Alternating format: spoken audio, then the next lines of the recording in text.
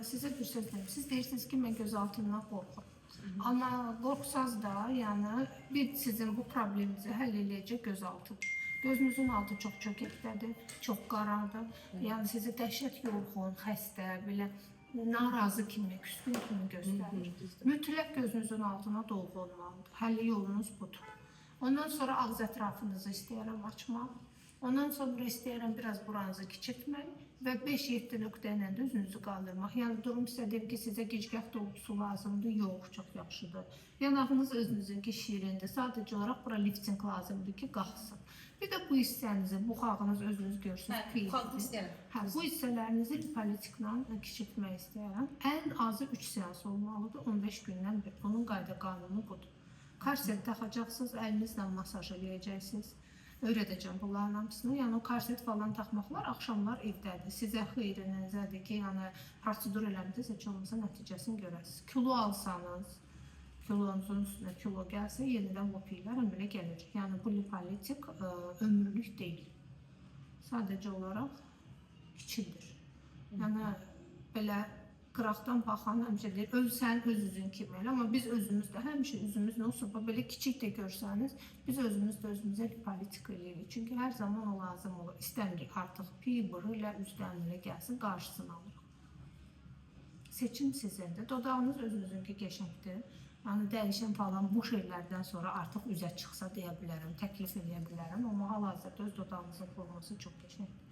Burununuzda pəlləri, buralar yekədir, onu da botoks eləsək, botoksla buranı yığa bilərəm. Yəni belə bir kiçik bir öyle bir kompleksatum mən belə qədər. Buradan falan sənə. Mən əsas problemlərdən bu üzünü istəyirəm biraz. O üzünüzün həlli yolu, mütləq işıq dolgusu. Bəs alın falan qırış belə, düzdə çox da deyil əslində, amma var da yəni düşür. Bir dənə hissəni qaldırın, bərk qaldırın. Yox, çox deyil. Yox, botoks belə deyil, şiddətli dərəcədə lazımdır. Yəni, əsas birinci desəz ki, bugün bu saydıqlarınızdan doktor ən əsas hansını edin, deyəcəm işıq dolgusu. O səni çox dəyişəcək. İşıq dolgusu? İşıq dolgusundan niyə qorxursunuz? Bilmirəm, göz olduğu üçün. Qorxulu bir şey. Göz olduğu üçün. Ümumiyyətlə iynədən qorxanam.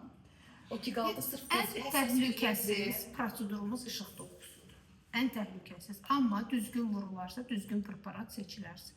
Düzdür, 3-4 ildən sonra işıq dolgusunu, məsələn, yenidə pasientlərim gələndə onlara təklif edirəm ki, əritmək lazımdır. Əridib yenisini eləmək, yəni bu qorxulu bir şeylər deyil.